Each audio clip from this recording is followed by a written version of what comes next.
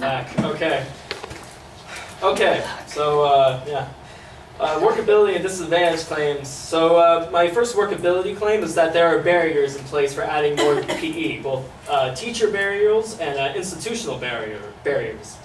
The teacher-related barriers include possessing low levels of confidence or interest in teaching PE, being unable to provide safely planned and structured lessons, having had a personal negative experience in physical education, and lack of training, knowledge, expertise, and qualifications to provide physical education.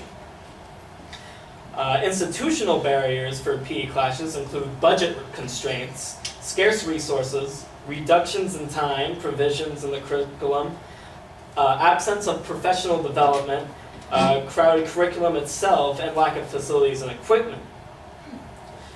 There is a dilemma in adding more PE that Mark Terry, president of the National Association of Elementary School Principals and a principal at UTank's Intermediate School in Southlake, Texas, says that we all want healthy kids, and it's a great goal, but a difficult one. You have to look at the unintended consequences of a thing like this.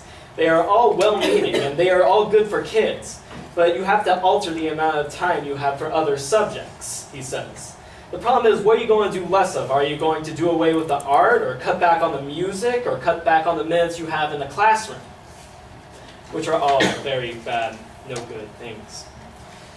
My first disadvantage argument is that students will have less time to take other courses. Some students need class time to focus on advanced coursework that might help them get into competitive colleges. An Ohio news publication called Westlife reports that some school boards members think that PE requirements should be waived for students with heavy academic loads and time-consuming classes such as choir and band. Speaking from experience, I know. I'm in both.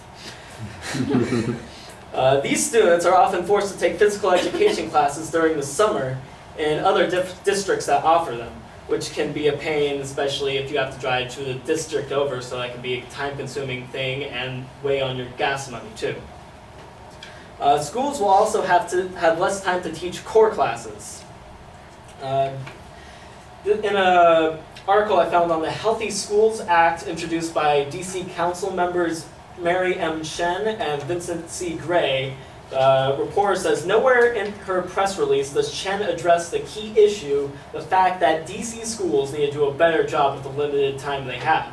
About 6.5 hours a day to address students' weaknesses in reading, writing, math, science, and social studies. She and Gray are basically telling teachers trying to turn around these poor kids' performances that now they have even less time to do it. My last point is that more PE hurts schools' budgets. According to the LA Times, many schools are already struggling with increased furloughs and widespread teacher layoffs.